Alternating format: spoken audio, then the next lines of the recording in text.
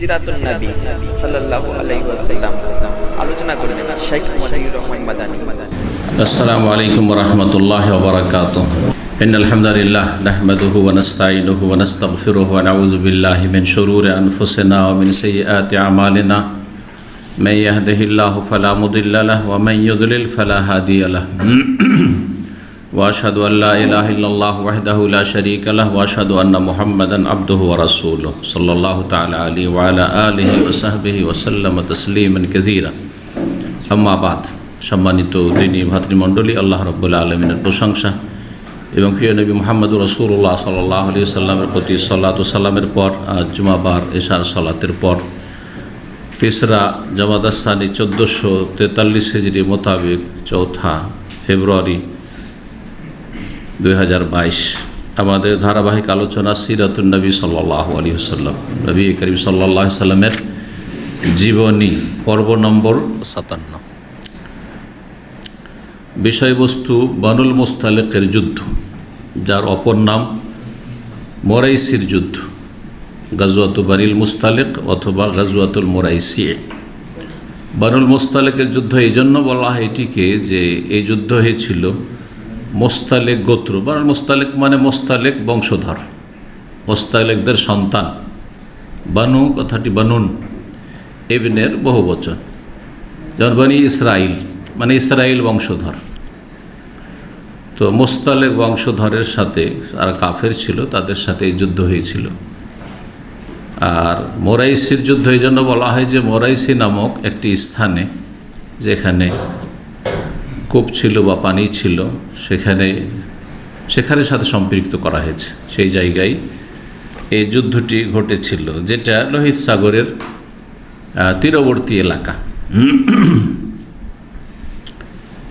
এই যুদ্ধ কখন হয়েছিল এই মর্মে যারা সিরাত রচয়িতা তাদের দুটো মত রয়েছে। একটি হচ্ছে 5ম হিজরিতে, আরেকটি হচ্ছে 6ষ্ঠ হিজরিতে।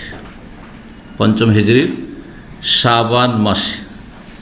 অধিকাংশ যারা সিরাত বা নবী জীবনী লিখেছেন তারা বা বর্ণনা করেছেন তারা এই বর্ণনাটি নিয়ে এসেছেন। কিন্তু প্রখ্যাত সিরাত রচয়িতা ইমাম ইবনে ইসহাক রহমতুল্লাহ আলাইহি তিনি বলেছেন যে এটি ছিল 6ষ্ঠ হিজরিতে, হিজরতের 6ষ্ঠ বছরে। এই যুদ্ধ কেন হয়েছিল? এর কারণ হচ্ছে যে রাসূলুল্লাহ সাল্লাল্লাহু আলাইহি সাল্লামের কাছে খবর পৌঁছিল মদিনায় যে বানুল মুস্তালিক গোত্রের যে নেতা, তার নাম ছিল হারেস ইবনে আবি দিরার। হারেস ইবনে আবি দিরার সেই ব্যক্তি নিজের বংশে এবং আরব যেসব কাফেররা ছিল সেসব বংশে ঘুরে ঘুরে রাসূলুল্লাহ সাল্লাল্লাহু আলাইহি ওয়াসাল্লামের বিরুদ্ধে তাদেরকে প্ররোচিত করেছিল যুদ্ধ করার জন্য। এই খবর রাসূলুল্লাহ সাল্লাল্লাহু আলাইহি ওয়াসাল্লামের কাছে পৌঁছে। তো যারা এইরকম কাজ করে তাদেরকে যদি একটু চমকানো না যায় তাহলে সাহস বেড়ে যাবে। জি, স্বাভাবিক, মানুষের এটি স্বভাব। রাসূলুল্লাহ সাল্লাল্লাহু আলাইহি ওয়াসাল্লাম এই খবর সম্পর্কে নিশ্চিত হওয়ার জন্য সাহাবী বুরাইদ ইবনুল হুসাইব আসলামী রাদিয়াল্লাহু তাআলা আনহুকে প্রেরণ করলেন যে যাও, তুমি যাওয়ার পরে খবরটির একটু তদন্ত করে আসো, জেনে আসো সেখানে গিয়ে চুপচাপ যে আসলে কি ঘটনা সত্য, যে এইরকম তারা প্রস্তুতি নিচ্ছে মদিনার দিকে এগিয়ে আসার জন্য বা মদিনার উপর আক্রমণ করার জন্য, মুসলিমদের বিরুদ্ধে লড়াইয়ের জন্য।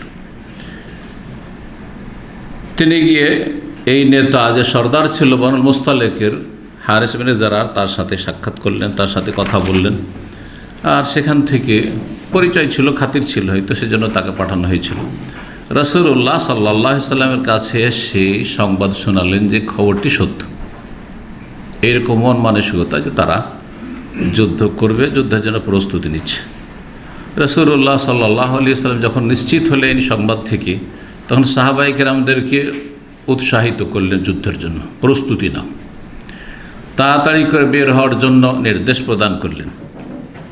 শাবান মাসের 2 দিন বা 2 তারিখ অতিক্রমের পরে রাসূলুল্লাহ সাল্লাল্লাহু আলাইহি সাল্লাম বের হলেন। রাসূলুল্লাহ সাল্লাল্লাহু আলাইহি সাল্লাম যখন সাহাবায়ে কেরামদেরকে নিয়ে, মুহাজির আনসারদেরকে নিয়ে যুদ্ধে বের হলেন, তখন কিছু মুনাফিক এই যুদ্ধে সামিল হয়ে যায়। তাদের উদ্দেশ্য অসৎ উদ্দেশ্য। যেমন ওহদে 1000-এর মধ্যে 300 মোনাফিক, তারা অসৎ উদ্দেশ্য নিয়ে বেরিয়েছিল। তাদের উদ্দেশ্য কখনো যুদ্ধ করা ছিল না, আর রাস্তায় গিয়ে কেটে পড়লে বেরিয়ে চলে আসো, যাতে করে বাকি যারা ইমানদার তাদের মনোবল দুর্বল হয়ে পড়ে, ভেঙে পড়ে, আর তারাও বিক্ষিপ্ত হয়ে পালিয়ে চলে আসে ক্ষতি করার উদ্দেশ্যে। এইসব অসৎ উদ্দেশ্য যুগে যুগে মোনাফেকদের থেকেছে। ইতিপূর্বে এই মোনাফেকগুলি কখনো যুদ্ধের জন্য যায়নি। রাসূলুল্লাহ যখন মদিনা থেকে বেরোলেন তখন মদিনায় তার খলিফা বা স্থলাভিষিক্ত মসজিদ নববীতে সালাত আদায় করবে, একজনকে তো নিযুক্ত করতে হবে। একটি রওয়ায়াত রয়েছে যায়েদ বিন হারেসা রাদিয়াল্লাহু তাআলা আনহু রাসূলুল্লাহ সাল্লাল্লাহু আলাইহি ওয়াসাল্লামের যে পালক পুত্র তাকে নিযুক্ত করেছিলেন। আর কোনো রিওয়ায়াত রয়েছে আবু যার গিফারি রাদিয়াল্লাহু তাআলা আনহুকে, আর আরও কিছু রিওয়ায়াত রয়েছে। যাই হোক, প্রসিদ্ধ যায়েদ বিন হারেসা রাদিয়াল্লাহু তাআলা আনহু। হারিস বিন জেরার এদিকে তার গোয়েন্দা পাঠিয়েছে যে মুসলিমরা কি আমাদের দিকে এগিয়ে আসছেন নাকি, তুমি একটু খবর নাও। এই গোয়েন্দাগিরি করার জন্য যখন এসেছিল, মুসলিমরা তাকে পেয়ে যায় রাস্তায় এবং নিশ্চিত হতে পারে যে গোয়েন্দাগিরি করার জন্য এসেছে, তখন তাকে তারা হত্যা করে ফেলে। হারিস বিন জেরার যখন জানতে পারল বনু মুস্তালিকের এই নেতা সর্দার যে রাসূলুল্লাহ সাল্লাল্লাহু আলাইহি ওয়াসাল্লাম সাথী সঙ্গীদেরকে নিয়ে আমাদের দিকে এগিয়ে আসছেন যুদ্ধ করার জন্য, এবং আমাদের পক্ষ থেকে যে প্রেরিত জাসুস ছিল, গোয়েন্দা ছিল, তাকে হত্যা করেছে তারা, তখন ভীত সন্ত্রস্ত হইল, অন্তরে ভীতি সঞ্চারিত হইল। এবং তার সাথে যেসব আরব গোত্রগুলি সাধ্য ছিল যে আমরা আছি, তারা বিক্ষিপ্ত হয়ে গেল, তাদের মনোবল ভেঙে পড়ল। রাসূলুল্লাহ সাল্লাল্লাহু আলাইহি ওয়াসাল্লাম মোরাইসি নামক স্থানে পৌঁছিলেন। বলছেন, মোরাইসি সম্পর্কে বলছেন শেখ সফিউর রহমান মুবারকপুরি রাহিমাহুল্লাহ তাআলা, আমাদের উস্তাদ, ইসমুল্লে মা ইন মিন মিয়াইহিম মিন নাহিয়াতে কুদাইদ ইলা সাহিল। বলছেন যে আরবদের একটি পানির এলাকা, যেখানে পানি সব জায়গায় তো আরব দেশে পানি পাওয়া যায়, এখনও পানি পাওয়া যায় না। শত শত কিলোমিটার চলে যাবেন, কোনো জায়গায় পানিই দেখতে পাবেন না, হয়তো পানি দেখতে পাবেন, কূপের ব্যবস্থা নেই, পানির ব্যবস্থা নেই। এই যে আল্লাহ রাব্বুল আলামিন পয়সা দিয়েছেন আর যে পানির ব্যবস্থা হয়েছে, নাহলে পানি যে কত বড় নিয়ামত আরব দেশে আসলেই বোঝা যায়।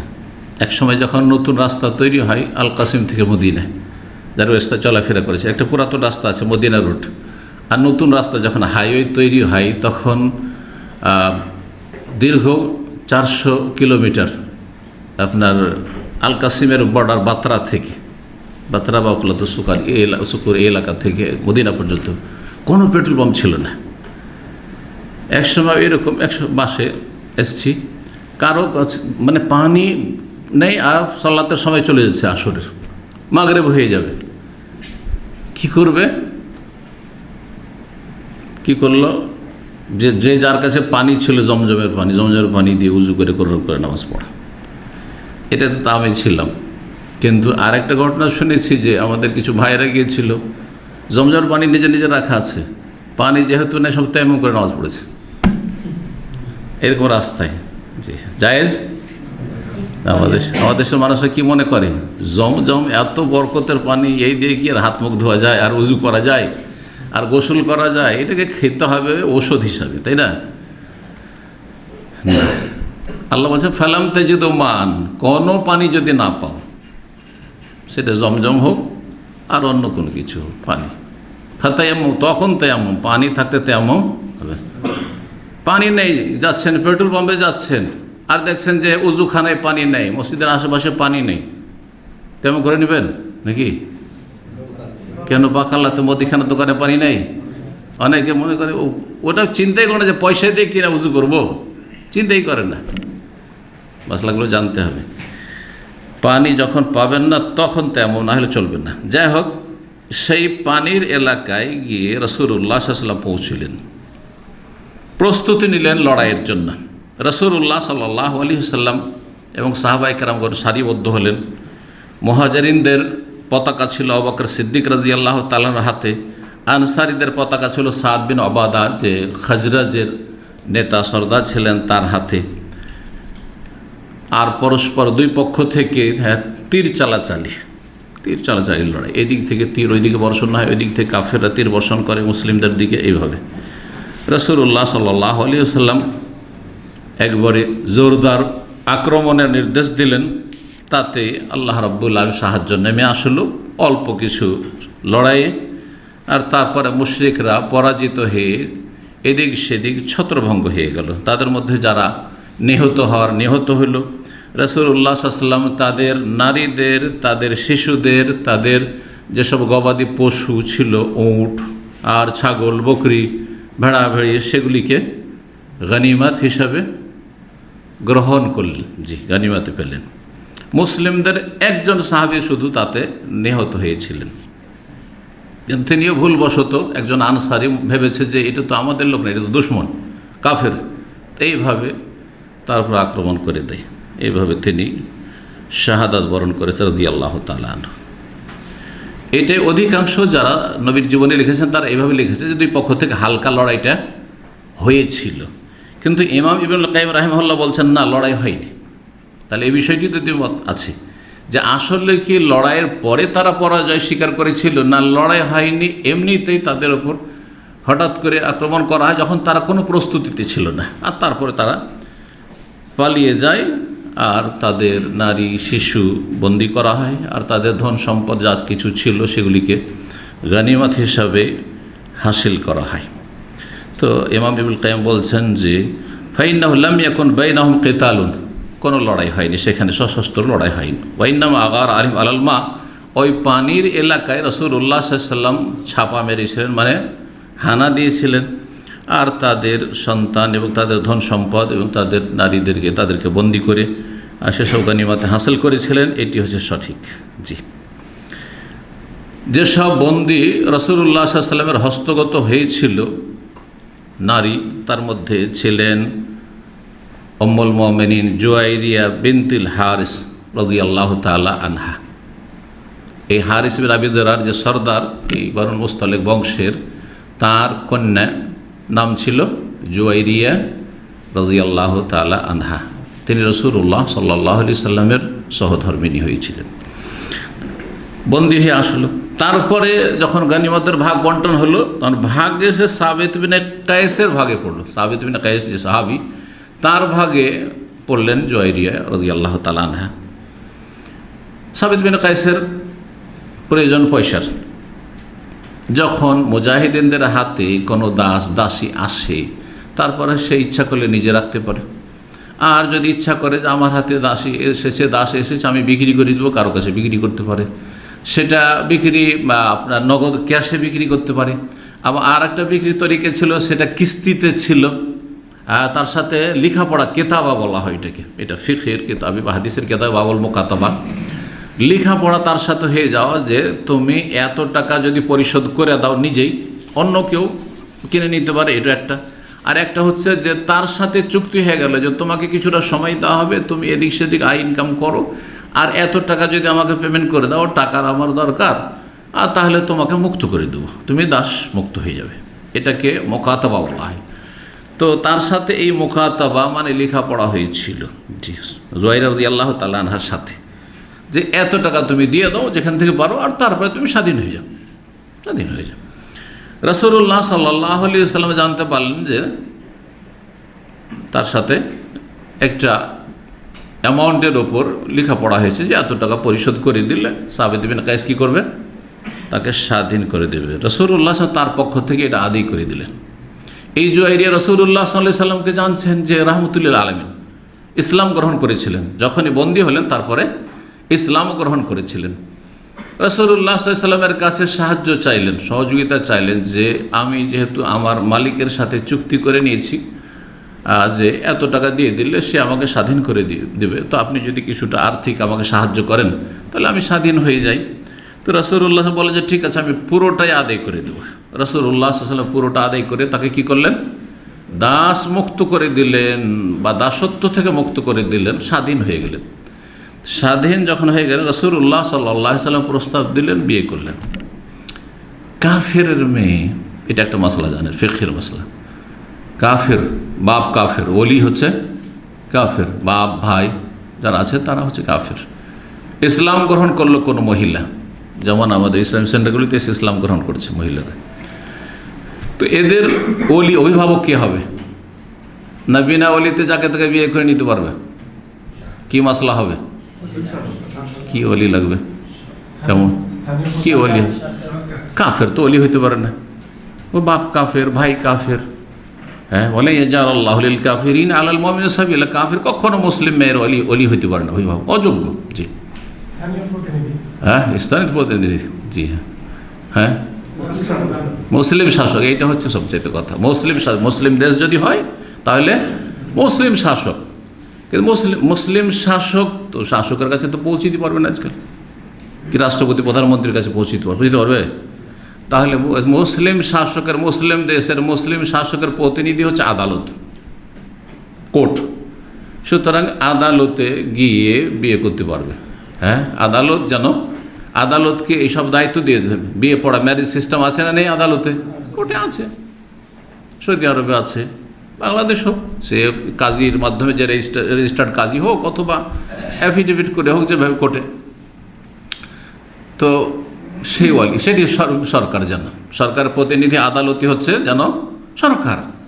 আচ্ছা, অমুসলিম দেশ, একজন মহিলা মুসলমান হইল, তো কি করবে? কাফেরের সাথে থাকা জায়েজ নাই, বিবাহিত হইল। আর যদি অবিবাহিত হয় তার বিবাহের ব্যবস্থা করতে হবে, তো বিবাহের জন্য ওলি লাগবে, তো ওলি কোথায়? তখন কি করবে? মুসলিম শাসক তো নেই, তখন কি মাসলা হবে? যার কাছে ইসলাম গ্রহণ করেছে না, হ্যাঁ, সরকার, অমুসলিম সরকার। ইউরোপে অধিকাংশ মহিলারাই মুসলমান হচ্ছে, ইউরোপ আমেরিকাতে অধিকাংশ মহিলারা কিন্তু ইসলাম গ্রহণ করছে, ফিলিপাইনে অধিকাংশ মহিলা ইসলাম গ্রহণ করছে, খ্রিস্টানরা অধিকাংশ মহিলা ইসলাম গ্রহণ করছে। হ্যাঁ, অমুসলিম সরকারের দ্বারস্থ হবে? জায়েজ নাই, একই কথা। ওর বাপ ভাইও কাফের আর সরকারও কাফের। জি, তো কী হবে? নবী সাল্লাল্লাহু আলাইহি ওয়াসাল্লামের হাদিস আছে, ফাস সুলতান ও ওয়ালি মাল্লা ওয়ালি আল্লাহ, যার কোনো ওয়ালি নেই তার ওয়ালি হচ্ছে সুলতান, শাসক। মুসলিম দেশে তো সুলতান আছে, শাসক আছে, কিন্তু অমুসলিম দেশে সুলতান নেই। এই সুলতানের কাজটা কে করবে? শাসকের কাজটা সেটা করবে কোনো একজন ভালো আলেম, যদি আলেম থাকে, আর না হলে কোনো মসজিদের ইমামের কাছে যাবে, আমি ইসলাম গ্রহণ করেছি, আমার বিবাহের ব্যবস্থা করে দেন। ঠিক আছে, নেতৃত্ব হবে ওই মসজিদের ইমামের বা এলাকার, হ্যাঁ, সেই এলাকার বড় একজন আলেমের। মুসলিম দেশে বা একটা ইসলামিক সেন্টার আছে, সেই ইসলামিক সেন্টারের যিনি প্রধান, হ্যাঁ, তিনি, মুসলিম দেশগুলিতে ইসলামিক সেন্টার আছে। আর তারপরে সম্মতি, অবশ্যই মেয়ের সম্মতি হইতে হবে। আপনি আপনার মেয়ের বিয়ে তো বিনা সম্মতিতে বিয়ে দিতে পারেন না, সম্মতি হবে। রেজামন্দি তার, ও রাজি আছে কিনা, এই ছেলেকে পছন্দ করে কিনা। যদি বলে না আমি এই ছেলেকে বিয়ে করবো না, তো বাপের অধিকার নেই জবরদস্তি বিয়ে দিবে। পরামর্শ দিতে পারে, বুঝাইতে পারে, হ্যাঁ, অ্যাডভাইস করতে পারে, কিন্তু জবরদস্তি জায়েজ নাই, মশলা মনে রাখতে হবে। তো ওলি মানে এই না যে তুমি খেয়াল খুশি যেখানে ইচ্ছা সেখানে বিয়ে দাও, অথচ মেয়ে চায় না, মেয়ে ওর চাইতে ভালো অন্য কোনো ছেলে চাইছে, যেমনটা অনেকেই জুলম অত্যাচার করে থাকে। জি, তো সেটা আবেগের ভিত্তিতে না হয় যে একটা দিনদার ছেলে বাদ দিয়ে একটা বেদিন ছেলেকে বিয়ে করছে কারণ তার সাথে, হ্যাঁ, প্রেমে লিপ্ত হয়েছে, সেটা জায়েজ নয়। কিন্তু অনেক সময় দেখা যাচ্ছে যে একটা দিনদার মেয়ে, তার মধ্যে দিনদারি এসেছে, একটা ভালো ছেলেকে পছন্দ করে, বাপ পয়সা চায়, হ্যাঁ, চাকরি চায়, চাকরিওয়ালা চায়, সুতরাং ও বেনামাজির সাথে বিয়ে দিতে যাচ্ছে, ও বেদিনের সাথে, নাস্তিকের সাথে বিয়ে দিতে যাচ্ছে, অথবা মুশরিক মাজার পূজারীর সাথে বিয়ে দিতে চাচ্ছে, বেদাতি ঘরে বিয়ে দিতে চাইছে।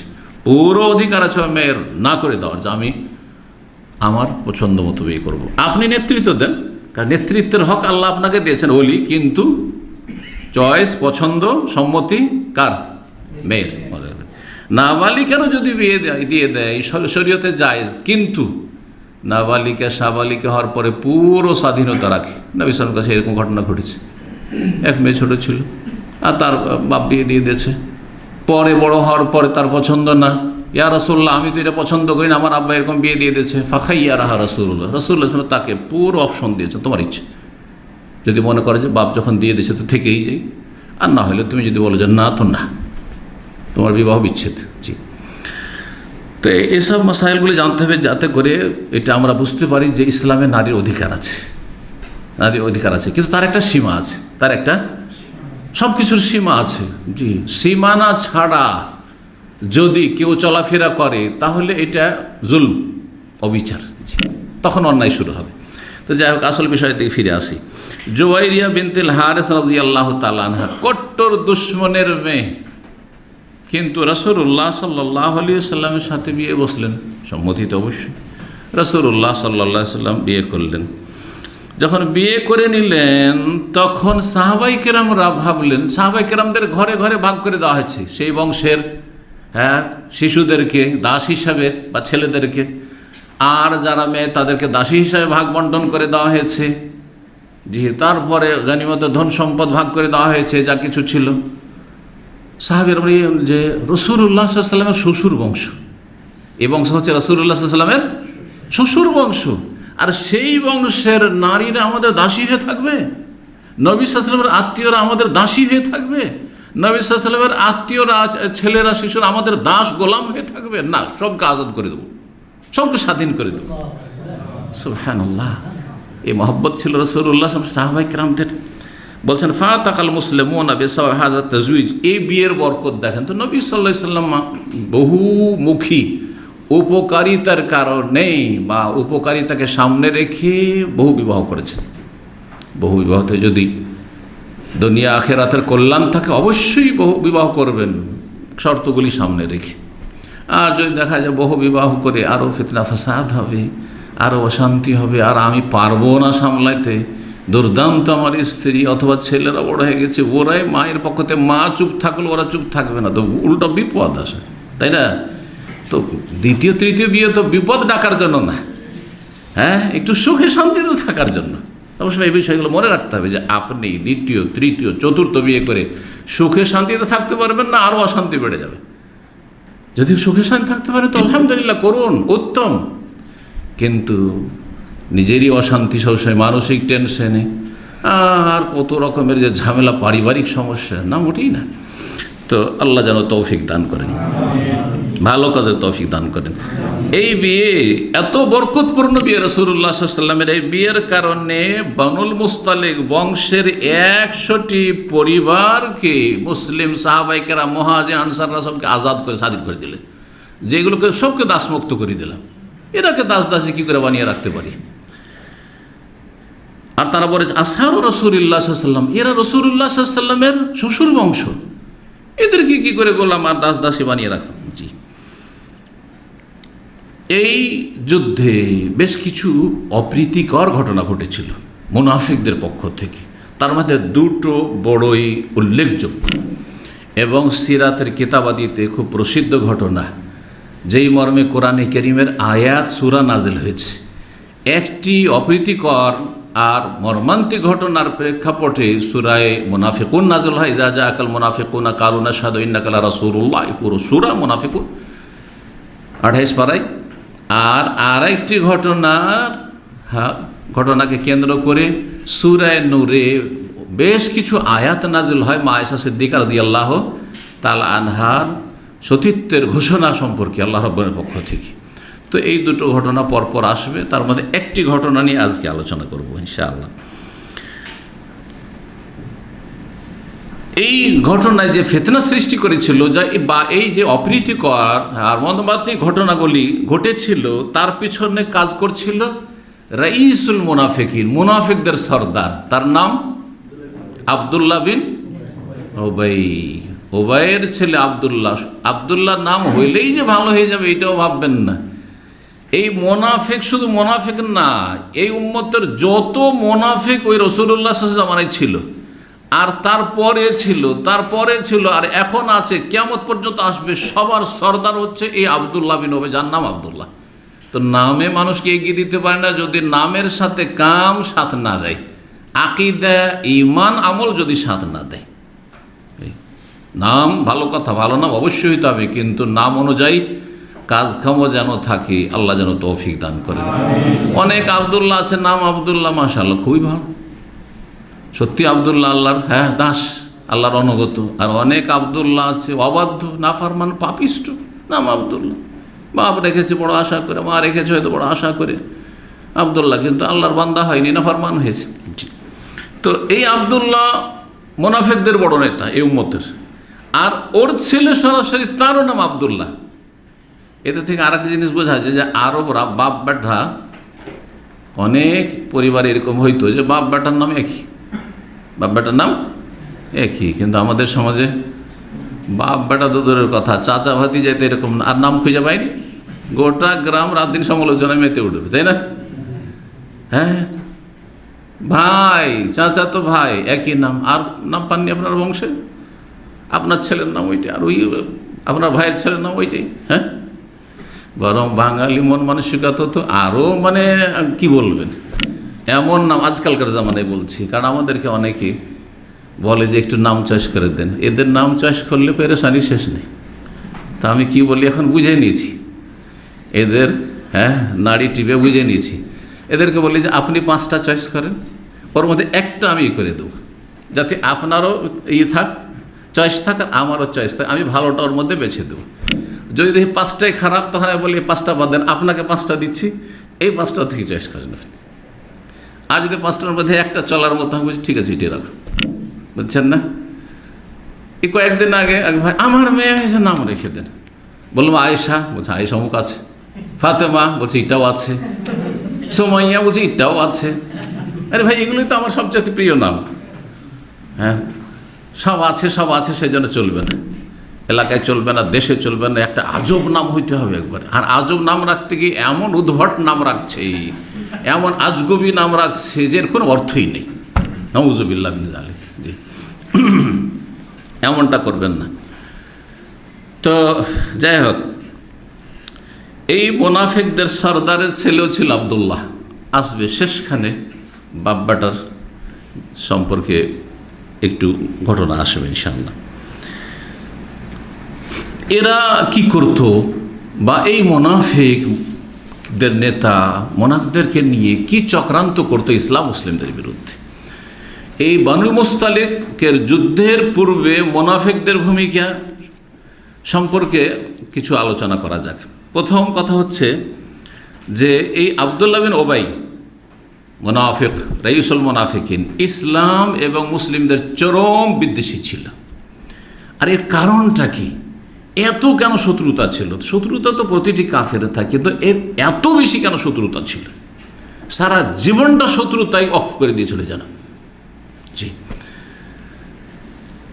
এর কারণ হচ্ছে যে মদিনায় যে দুটো বংশ ছিল, পৌত্তলিক বংশ, আওস এবং খাজরাজ, যাদের পরে নাম হয়ে গেল ইসলাম কবুলের পরে আনসার।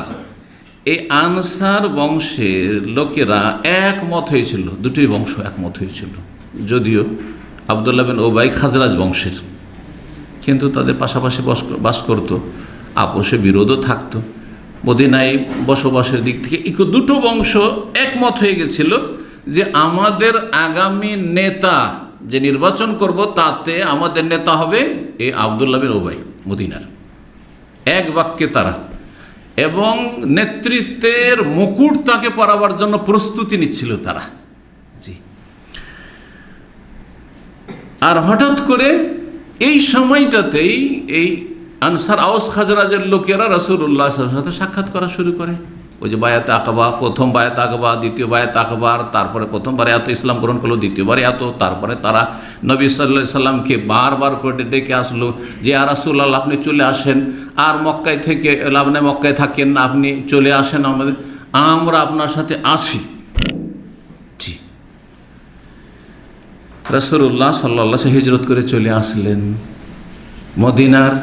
হ্যাঁ, একক মালিকানা আল্লাহ রাব্বুল আলামিন রাসূলুল্লাহ সাল্লাল্লাহু আলাইহি ওয়াসাল্লামকে দিয়ে দিলেন।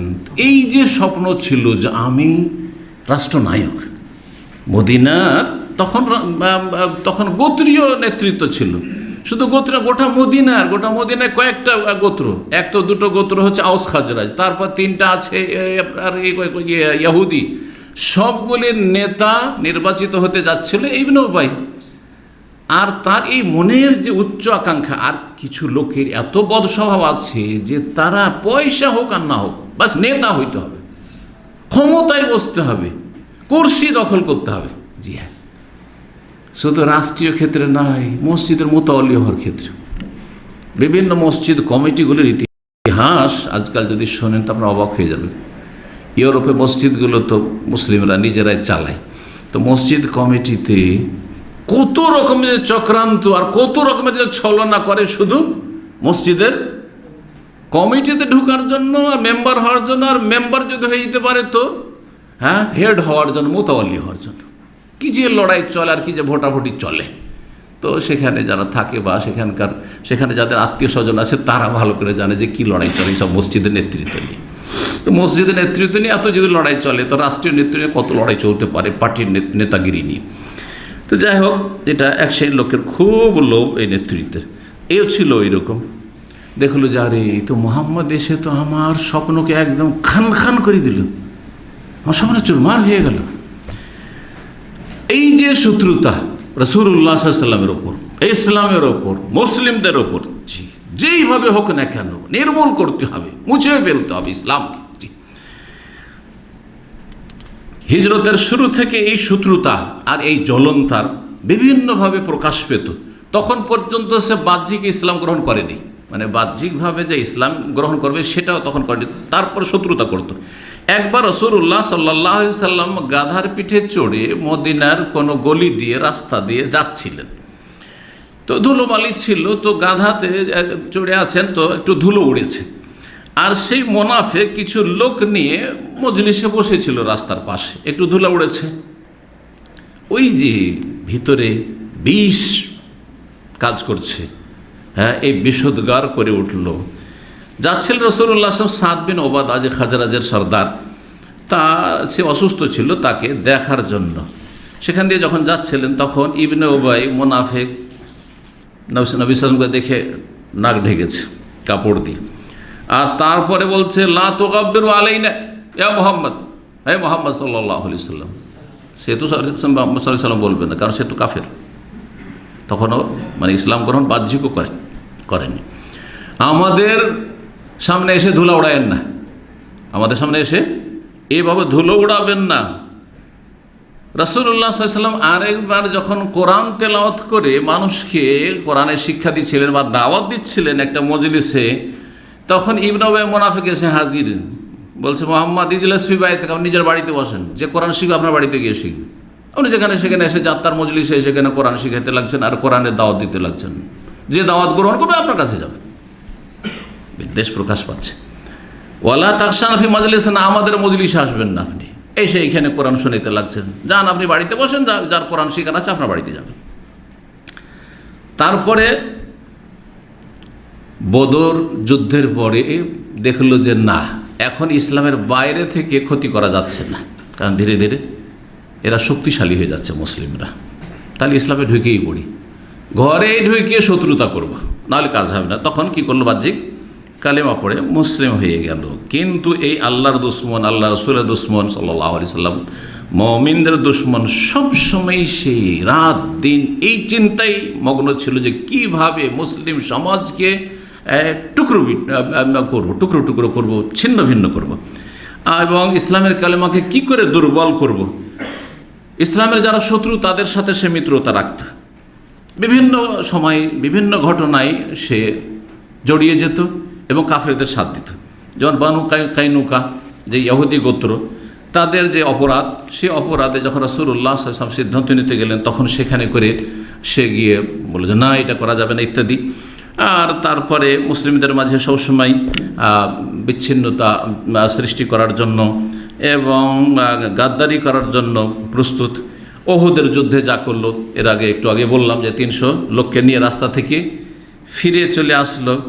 আর তারপরে খন্দকের যুদ্ধের সময় সাথ দিয়েছে কাফেরদের। এই সমস্ত অপরাধ এই কাফের মুনাফিকরা কাফের, যারা আকীদার মুনাফিক তারা হচ্ছে কাফের, কিন্তু বাহ্যিক যেহেতু কাফের নয়, কালেমা পড়ছে, 5 ওয়াক্ত নামাজ এসে পড়ছে, হ্যাঁ ইসলামের কথা প্রকাশ করছে, সেজন্য তাদেরকে কি বলা হয়, মুনাফিক। মুনাফিক 2 রকম, আমলের মুনাফিক আর আকীদার মুনাফিক। আমলের কর্মগত মুনাফিক যদি হয় তাহলে মুসলিম সমাজের গুনাহগার ফাসিক, আর আকীদার মুনাফিক সত্যিকার অর্থে কাফের, কিন্তু মুসলিম সমাজে বাহ্যিক ইসলাম প্রকাশ করে তারা বেঁচে থাকে বা দুনিয়ার স্বার্থ হাসিল করে থাকে।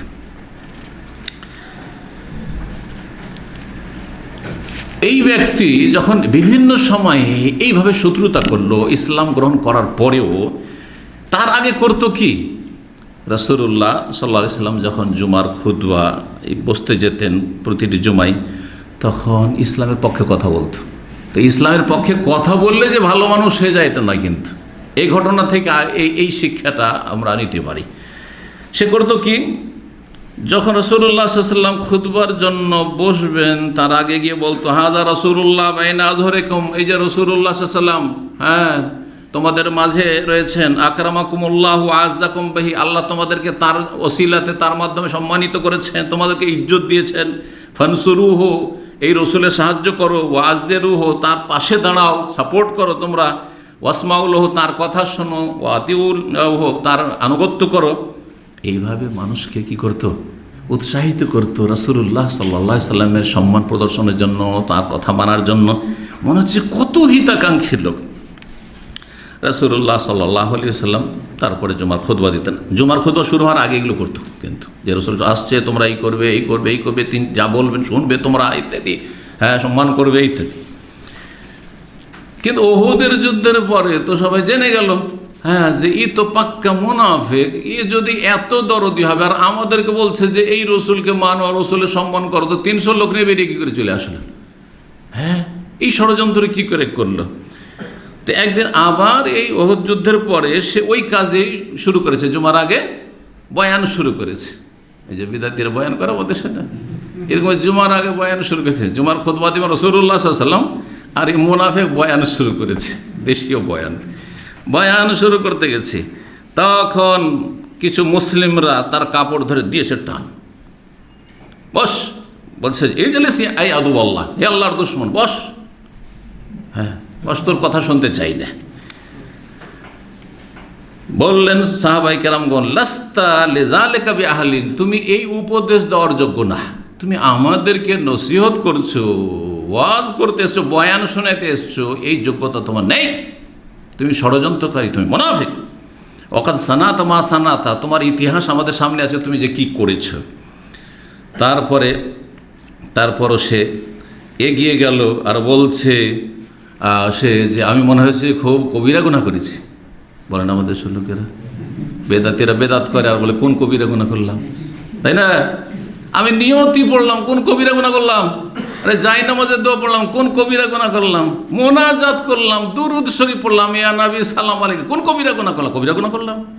পাগল মানুষ, দেশের মানুষ, কিছু তো বুঝে না ইসলামের, যে কোনটা সুন্নাত কোনটা বিদআত। কথা তো ঠিকই, নবীর মহব্বতে পড়ছে, ইয়া নবী সালাম আলাইকুম, আল্লাহুম্মা সাল্লি আলা সাইয়্যিদিনা মুহাম্মদ, নবীর মহব্বতে পড়ছে। এরা আশিকে রাসূল, আর এরা বলছে বেদাত, তাহলে এরাই খারাপ, নবীর দুশমন এরাই, তাই না? বোকা লোককে এভাবে বুঝিয়ে দিচ্ছে, বাঙাল বুঝা না।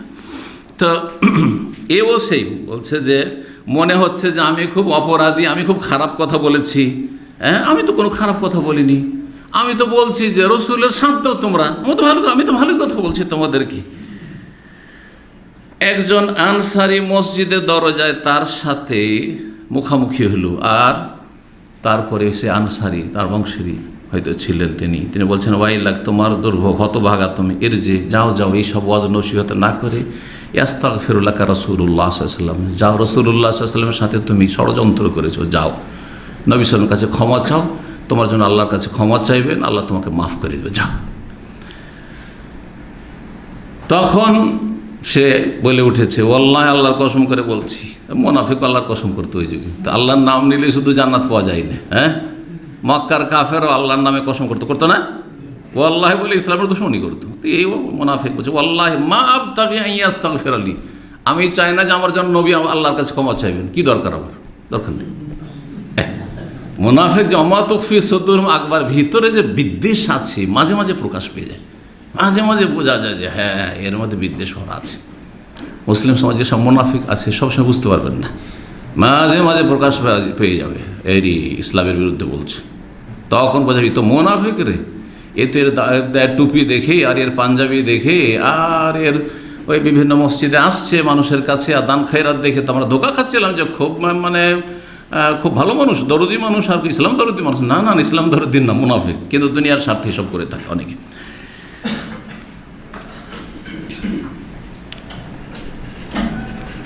খন্দকের যুদ্ধের সময় এইরকম খারাপ আচরণ করেছিল এবং মানুষের মনোবলকে, মুসলিমদের মনোবলকে দুর্বল করার চেষ্টা করেছে। এবং তার মন্তব্য ছিল, আল্লাহ বলছেন সূরা আহজাবে, ওয়াইয ইয়াকুলুল মুনাফিকুনা, মুনাফিকরা বলতো, ওয়াল্লাযিনা ফি কুলুবিহিম মারাদুন, যাদের অন্তরে রোগ মানে কপটতার রোগ রয়েছে, মা ওয়াদানাল্লাহু ওয়া রাসূলুহু ইল্লা গুরুরা, আল্লাহ এবং রসুল আমাদের সাথে যে ওয়াদা করছেন এগুলি সব ধোঁকাবাজি। এই তোমরা পারস্য দেশের মালিক হয়ে যাবে, এই তোমরা রোম সাম্রাজ্যের মালিক হয়ে যাবে, এই তোমাদের হাতে অঢেল স্বর্ণ আর চাঁদি চলে আসবে, এগুলো স্বপ্ন দেখাচ্ছে, এগুলো কিছু না, ধোঁকাবাজি, এগুলো প্রতারণা আমাদের সাথে। এইসব মন্তব্য কার ছিল? এই মুনাফিক নেতা এবং তার সাঙ্গপাঙ্গ যারা ছিল তাদের ছিল। রাসূলুল্লাহ সাল্লাল্লাহু আলাইহি ওয়াসাল্লামের বিরুদ্ধে বিভিন্ন সময় এমন ষড়যন্ত্রমূলক কাজ করত। একটা পদক্ষেপ ছিল যে রাসূলুল্লাহ সাল্লাল্লাহু আলাইহি ওয়াসাল্লামকে সমাজে কি করে দিই, বদনাম করে দিই, সমাজের চোখে তিনি ভালো মানুষ হিসাবে যেন বিবেচিত না হতে পারেন, মানুষের কাছে যেন তিনি ছোট হয়ে যান। এই একটা টার্গেট, অসৎ টার্গেট। সেই টার্গেটে কি করেছিল রাসূলুল্লাহ সাল্লাল্লাহু আলাইহি ওয়াসাল্লাম যখন বিয়ে করলেন উম্মুল মুমিনিন যায়েনব বিনতে জাহশ রাদিয়াল্লাহু তাআলা আনহাকে, তার ঘটনা জানা আছে।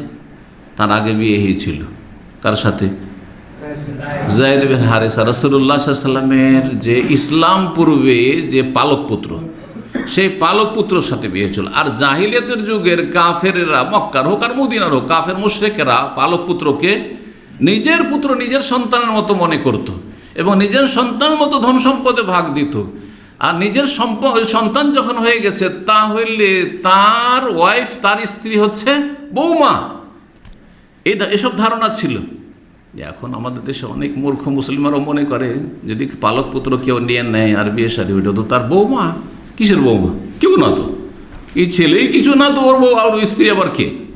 কথা বোঝা গেছে? তো এইরকম যে ধারণা ছিল আরবদের, এই সুযোগ নিল যায়েনব রাদিয়াল্লাহু তাআলা আনহা কুরাইশ বংশের, আর যায়েদ বিন হারেসা এক সময় দাসের অধীনে একটা কুরাইশ সবচাইতে শ্রেষ্ঠ বংশের একজন ভদ্র মহিলা থাকবে। মানসিক একটা পীড়াও আছে, মানসিক একটা পীড়া আছে। আপনি আপনার সমাজে চলে যান, যে ভালো যারা ওইরকম প্রভাবশালী বংশের একটা ছোট বংশে যদি বিয়ে দিয়ে দেওয়া হয়, হ্যাঁ শিক্ষিত হয়, অনেক সময় তার সাথে কি হয় না, মেল মহব্বত হয় না। কারণ আরে এ তো এই ছোট বংশের, আমরা তো হচ্ছি সেই ওই জমিদার বংশের, তো আমরা তো হচ্ছি এই মহাজন বংশের, তো আমরা তো হচ্ছি এই অমুক বংশের, তো তমুক বংশের, সৈয়দ বংশের আছেন নাই। এইসব জাতীয়তাগুলি আছে, বিভিন্ন সমাজে আছে। তো এটা ছিল, যাই হোক মেল মহব্বত হচ্ছিল না, অশান্তিতে, পারিবারিক অশান্তিতে ছিলেন যায়েদ রাদিয়াল্লাহু তাআলা আনহু, যায়েনব, দুজনে কারোর সাথে কারো মিল হয় না, মেনে নিতে পারছে না যায়েনব রাদিয়াল্লাহু তাআলা আনহা। তারপরে তালাক হয়ে যায়। আল্লাহ রাব্বুল আলামিন চেয়েছিলেন যে আরবরা যে পালক পুত্রের বউকে নিজের বউয়ের মতো মনে করে, এইটা যেন কি করা, এই ভ্রান্ত ধারণা, এই ভুল ধারণা যাতে দূর করানো সম্ভব হয়। আর যদি কোনো সমাজে খারাপ প্রথা একবারে প্রতিষ্ঠিত হয়ে থাকে, সেটা উঠানো অত সহজ নয়, কঠিন। সমাজের বিরুদ্ধে যাওয়াটা, সমাজের কুপ্রথার বিরুদ্ধে যাওয়াটা কঠিন। আপনি যান আর বলেন যে বরযাত্রী একটাও নেব না, আমি বিয়ে করব, আপনার বাপ বাড়ি থেকে বের করে দেবে। জি, আমার মামা তো ভাই পাক্কা আমার ভক্ত, আপনাদেরকে শোনাই, দূরে না গিয়ে একটা ঘটনা, যার থেকে অনেক শিখতে পারবেন। কয়েকটা ছেলে এরকম যুবক পাক্কা মাশাআল্লাহ, একবারে সব আলোচনা শুনে অনলাইনে, ওখান থেকে ওই আমার মামার গ্রাম থেকে, পল্লী গ্রাম থেকে। তো এখন সেই গ্রামে আমি ছোটোকালে যেহেতু লেখাপড়া করে মানুষ হয়েছি, বরযাত্রী কমপক্ষে 100 জন যাবে, 150 জন, 200 জন, 250 জনও বরযাত্রী আসে। কারণ মহাজন গ্রাম, গৃহস্থ গ্রাম, পয়সাওয়ালা গ্রাম, 500 মণ 700 মণ করে ধান হয়, গম হয়, যে বড় বড় গোলা আছে, গ্রামটার নামই হচ্ছে গোলাবাড়ি। জি, এখন সেই গ্রামের ছেলে হেদায়েত হওয়ার পরে বলছে যে বরযাত্রী হারাম, আমি বরযাত্রী নেব না। তো আমার আপন মামা বুড়ো হয়ে গেছে, আল্লাহ হেদায়েত করুক, এই বুড়ো বয়সে বলছে যে তোর বিয়ে তো আমরা যাবো না। শেষ পর্যন্ত যায়নি, বন্ধু বান্ধব নিয়ে বলছে 5-6 জন নিয়ে আমি একা বিয়ে করে এসেছি ভাই। বলছে আমার বাপও গেল না, আর বাপ আমার সাথে সহযোগিতা করলো না, যা তুই বিয়ে কর। এই অবস্থা জি। তো কুপ্রথাকে দূর করাটা এত সহজ নয়, এক বিশাল জিহাদের ব্যাপার স্যাপার আছে, সমাজের বিরুদ্ধে জিহাদ, জাহিলি সমাজ। তো যাই হোক,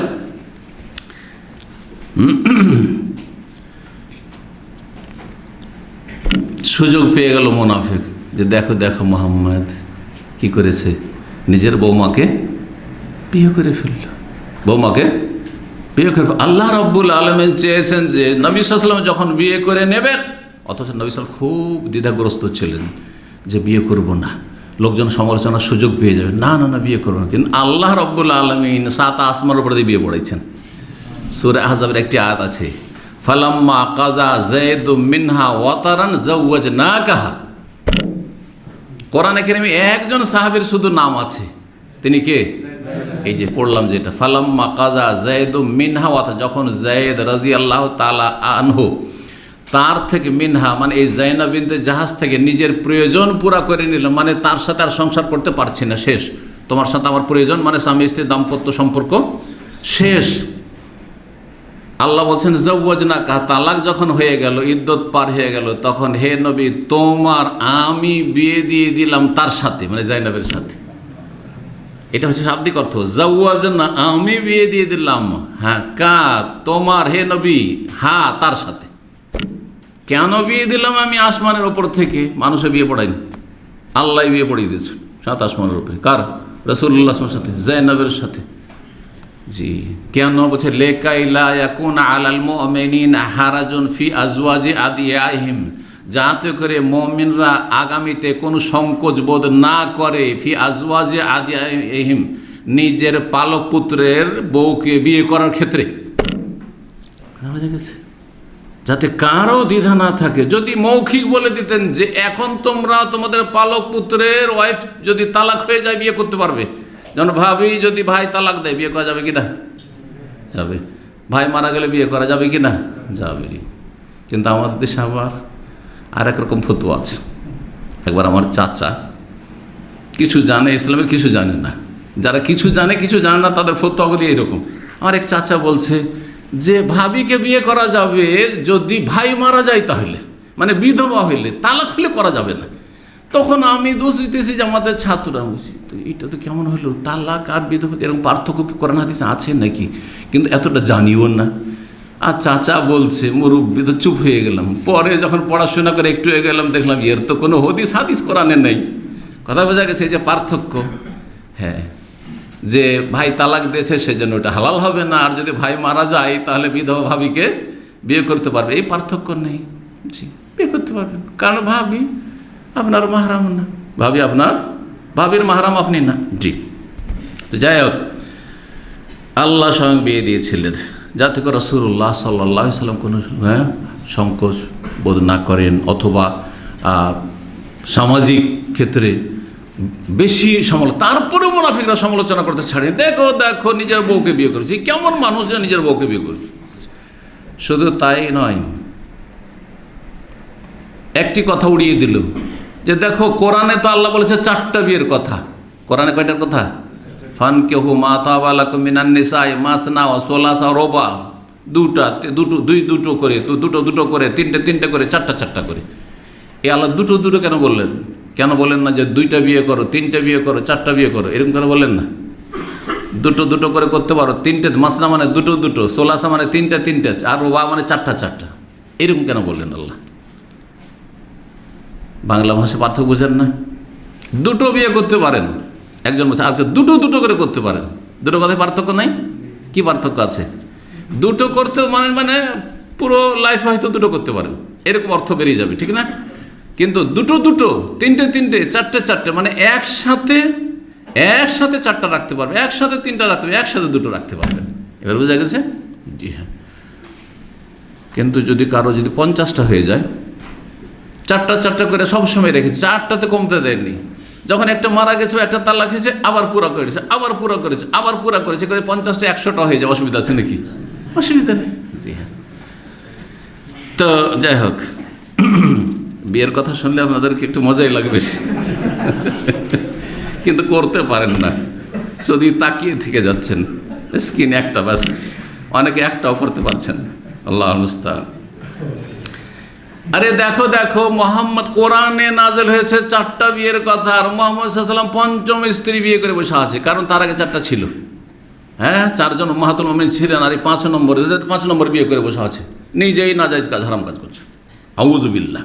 মুনাফিক দেখেন কীরকম বিদ্বেষী, জি, মানহানি করার চেষ্টা। এখন সমাজে মানহানি করে এমন করে দিব যে আর সমাজে যেন মুহাম্মদ সাল্লাল্লাহু আলাইহি ওয়াসাল্লামের কথা না শোনে। অসৎ টার্গেট। আর তারপরে বৌমাকে বিয়ে করা, জাহিলিয়াতের যুগে কবিরা গুনাহ মনে করা হতো। দেখো, কবিরা গুনাহ করে বসা, বৌমাকে বিয়ে করে বসা আছে, এই সব করতো। যাই হোক, তার এসব শোনাইতে গিয়ে অনেক লম্বা হয়ে যাচ্ছে। শেষ ঘটনা যেটা শোনাবো সেটা হচ্ছে এই মোরাইসি যুদ্ধের সাথে সম্পৃক্ত। সেটা হচ্ছে যে মোনাফেক গিয়েছিল সেখানে, এবং একদল মোনাফেকে সাথে নিয়ে গিয়েছিল শুধু ষড়যন্ত্র করার জন্য। সুযোগ পেলে আর সফরে আরও বেশি সুযোগ পাওয়া যায়, সফরে শত্রুতা করার বা ষড়যন্ত্র করার সুযোগ আরও বেশি পাওয়া যায়। তো কারণ সফরে মন মানসিকতা নিজের বাড়ির মতো থাকে না, তাই না? তো অনেক সময় স্বাভাবিক কারোর সাথে একটু তর্ক বিতর্ক, ঝগড়া হয়ে যাওয়ার সম্ভাবনা থাকে সফরে। জি, এই বনুল মুস্তালিক বা মোরাইশের যুদ্ধেও সম্পর্কে আল্লাহ রাব্বুল আলামিন যে কোরআনে কারীম মুনাফিকদের সম্পর্কে সূরা তবার 47 একটি কথা বলেছেন, একদম বাস্তব সত্য হয়েছে। আল্লাহ বলেছেন, লাউ খারাজু ফীকুম, এই মুনাফিকরা, হে নবী সাল্লাল্লাহু আলাইহি ওয়াসাল্লাম, হে মুসলিমরা, তোমাদের সাথে যদি কোথাও যায়ও, প্রথম কথা যাবে না, যুদ্ধে যাবে না, কিন্তু যদি যায়, মা যাদুকুম ইল্লা খাওয়ালা, তাহলে আরও বেশি ক্ষতি করবে। এই মুনাফিকরা তোমাদের সাথে যুদ্ধে যদি যায় তা আরও বেশি ক্ষতি করবে, শুধু ক্ষতি না, তোমাদের ক্ষতি বৃদ্ধি করবে। ওয়ালা আউযাউ খিলালাকুম, আর তোমাদের মাঝে শুধু ঘোরাফেরা করবে। হ্যাঁ, কিসের জন্য? ইয়াবগুনাকুমুল ফিতনা, তোমাদের মাঝে ফিতনা, বিশৃঙ্খলা সৃষ্টি করার জন্য, ফাসাদ সৃষ্টি করার জন্য তাই করেছিল। ঘটনা এই ঘটেছিল যে এই মোরাইসি নামক যে পানির যে স্থানটি ছিল, সেখানে রাসূলুল্লাহ সাল্লাল্লাহু আলাইহি ওয়াসাল্লাম যুদ্ধ থেকে অবসর হয়ে যুদ্ধ শেষ করে অবস্থান করেছিলেন। হঠাৎ করে উমর ইবনে খাত্তাব রাদিয়াল্লাহু তাআলা আনহুর এক মজদুর বা চাকর ছিল, যার নাম ছিল জাহজাহ গেফারি, বনু গেফার বংশের সেই ব্যক্তি, আর জোহনী বংশের একজন যার নাম ছিল সেনান বিন অবর জোহনী। দুইজনের পানি নিয়ে একটু তর্ক বিতর্ক, লড়াই হয়ে যায়। পানি কে আগে নেবে? পানি ও বলছে আমি আগে নেব, আর এ বলছে আমি আগে নেব। একজন ছিল মুহাজিরদের মিত্র বংশের, আর আরেকজন ছিল আনসার বংশের মিত্র বংশের। আনসার যে গোত্র বা আনসারি, এদের মিত্র গোত্রের, আর মিত্রদের সাথে আলাদা খাতে, এরা আমাদের লোক রে, আর এরা আমাদের লোক। এটা গ্রামাঞ্চলে আছে কিন্তু, হ্যাঁ, যে এদের পূর্বপুরুষ থেকে এরা আমাদের, বলছে এরা সবসময় আমাদের বিরোধী থেকে যে এরা ওদের অ্যান্টি পার্টি। এসব গ্রামীণ পলিটিক্স আমাদের দেশে খুব বেশি আছে। জি, গ্রামের যে মানে নেগেটিভ দিক বেশ কিছু আছে, পজিটিভও আছে, ভালো দিক আছে শহরের তুলনায়, কিন্তু তার খারাপ দিক হচ্ছে এই গ্রামের হিংসা, বিদ্বেষ, আর এই যে পলিটিক্স, রাজনীতি। তো যাই হোক, দুইজনের লড়াই হয়ে যায়। তো একজন আরেকজনকে মেরে দেয়, লাথি মেরে দেয়। তো মেরেছিল এই যে গেফারি, জাহাজা গেফারি, উমর রাদিয়াল্লাহু তাআলা আনহু যেহেতু মুহাজির, তো মুহাজিরের চাকর, তার মুহাজিরের মিত্র, মুহাজিরের চাকর আনসারীদের যে মিত্র গোত্রের এই সেনান জোহনী, তাকে মেরে দিয়েছিল। তখন এই জোহনী দেখলো যে আমি তো মার খেয়ে নিলাম, আর আমি তো প্রতিশোধ নিতে পারবো না, মার খেয়ে থাকবো, আমি প্রতিশোধ নেব, নিজে না পারবো সাথী সঙ্গীদেরকে নিয়ে নেব। ডাক দিল, ইয়ালাল মুহাজিরিন বা ইয়া মাশারাল আনসার বা ইয়া মাশারাল মুহাজিরিন, দুই রকম রিওয়ায়াত রয়েছে। হে আনসারীরা, আমাকে বাঁচাও, আমাকে মেরে দিলই, আমাকে মারছে। আনসারীদেরকে ডাক দিচ্ছে, চলে এসছে ছুটে, যে কী হলো স্বাভাবিক যেমনটা হয়। যখন দেখলো জাহজা গেফারি, যে এর চাকর উমর রাদিয়াল্লাহু তাআলা, দেখলি তো আমাকে তো মেরে ফেলে দিবে, তখন ও ডাক দিয়েছে, ইয়া মাশারাল মুহাজিরিন, হে মুহাজিরিন, আমাকে বাঁচাও, আমাকে রক্ষা করো, এ মেরে দিবে আমাকে এরা। যখন এই মুহাজির বলে ডাক দেওয়া শুরু করেছে, আর ও ডাক দেওয়া শুরু করেছে আনসার বলে, আর দুই দিক থেকে একেবারে সামনাসামনি মুখামুখি হয়ে গেছে। এখন যুদ্ধ, মারামারি, আপোষে শুরু হয়ে যাবে, সামান্য একটু পানি নিয়ে। কিন্তু এই যে ডাক, আচ্ছা, এই যে নামটি ধরে ডেকেছিল, নামটা কোনো খারাপ নাম? কি নাম? হে আনসারীরা, নাম প্রশংসিত নাম। হ্যাঁ, কোরআনে আল্লাহ এই নাম দিয়ে প্রশংসা করেছেন, ওয়াসাবিকুনা আল-আউওয়ালুনা মিনাল মুহাজিরিন আনসার। তো নামটা তো খুব চমৎকার, কিন্তু কাজ চমৎকার না হলে নাম কিন্তু কাজ দেবে না। এইটা শোনেন এখানেও, আনসারি ওয়াল মুহাজির আনসার, আল্লাহ কোরআনে বেশ কিছু আয়াতে বলেছেন মুহাজির আনসার, আর প্রশংসা রাদিয়াল্লাহু আনহুম, আল্লাহ তাদের রাজি হয়ে গেছেন, প্রশংসিত নাম। তারপরও উদ্দেশ্য যখন অসৎ ডাকার, তখন নবী সাল্লাল্লাহু আলাইহি ওয়াসাল্লাম সেটিকে নিষেধ করলেন কঠোরভাবে এবং বলে এটি হচ্ছে জাতীয়তার ডাক, এটি হচ্ছে জাহিলিয়াতের ডাক। জাতীয়তার ডাক হচ্ছে জাহিলিয়াতের ডাক। জাতীয়তার ডাক মানে জুলমের ওপরে হইলেও নিজের দলের সাথে থাকো, জালেম হইলেও নিজের দলের সাথে থাকো। দেখা দেখি না যে আমার দল জুলুম করছে না জুলুম হয়েছে, আমার দল ন্যায্য পথে আছে না অন্যায্য পথে আছে, এটা দেখার বিষয় না। আমার জাতি, এটার নাম জাতীয়তা। জি, এই জাতীয়তা জাহিলিয়াতের চরিত্র। যখন এই ডাক তারা দিল আর লড়াই শুরু হয়ে যাবে মনে হচ্ছে, এই সফরে রাসূলুল্লাহ সাল্লাল্লাহু আলাইহি ওয়াসাল্লাম জানতে পারলেন, ছুটে আসলেন সেখানে, এসে বলেন আবে দাওয়াল জাহিলিয়াত ওয়ানা বাইনা আযহরিকুম। আরে এই জাহিলিয়াতের ডাক দেওয়া শুরু করলে তোমরা, অথচ আমি তোমাদের মাঝে বিদ্যমান। আমি না থাকলে তাহলে তোমরা কি করবে? আমি এখানে মজুদ থাকতে তোমরা এরকম কাজ হয়েছিল, তোমাদের একজন আরেকজনকে একটু লাত মেরে দিয়েছে, ঠিক আছে আমার কাছে আসো, আমি তোমাদের বিচার করে দিচ্ছি। কিন্তু এইরকম এক অপরকে ডাকা শুরু করেছে, আর লড়াই শুরু করে দিচ্ছ তোমরা, আর এই ডাক দেওয়া শুরু করেছ। ডাকটা তো কত চমৎকার। হ্যাঁ, ইয়া মাশার আল আনসার, ইয়া মাশার আল মুহাজিরিন। কিন্তু তারপরে বলছেন জাহিলিয়াতের ডাক। কিসের ডাক? জাহিলিয়াতের ডাক। জি, দাউহা ফাইন্নাহা মুনতিনা, ছেড়ে দাও, কারণ এই ডাকটি হচ্ছে সড়া পচা ডাক। মুনতিনা মানে দুর্গন্ধযুক্ত ডাক। যেই খাবার পচে সরে গন্ধ হয়ে যায় এটাকে বলে মুনতিনা বা নাতেনা। তাহলে জাতীয়তা হচ্ছে সড়া পচা কথা। জি, জাহিলিয়াতের চরিত্র। কোনো জাতীয়তা যেন না। আমাদের জাতীয়তা হচ্ছে ইসলাম, জাতীয়তা হচ্ছে ইসলাম। সেই জাতীয়তা যে কোনো হোক না কেন, সেই রাজনৈতিক জাতীয়তা, এটা হচ্ছে আমাদের দলের আওয়ামী লীগের, আর এটা হচ্ছে বিএনপির, যে কোনো এতে আমাদের দলে থাকতে হবে, হারাম। এটা হচ্ছে জাহিলিয়াত। জাহিলিয়াত এইরকম, আমার ভাষাভাষী রে, আর এটা আমার ভাষাভাষী নয়, জাহিলিয়াত। যেখানে মুহাজির আনসার এত চমৎকার নাম, অসৎ উদ্দেশ্যে ডাকার ক্ষেত্রে রাসূলুল্লাহ জাহিলিয়াত বলেছেন। তো চিন্তা করেন। জি, সতর্ক আমাদেরকে থাকতে হবে। আমাদের সম্পর্ক যেন ইমানি সম্পর্ক হয়, তাকওয়ার সম্পর্ক হয়, কারণ সম্মানিত আল্লাহর কাছে আতকাকুম, যে যত বেশি আল্লাহ ভীরু।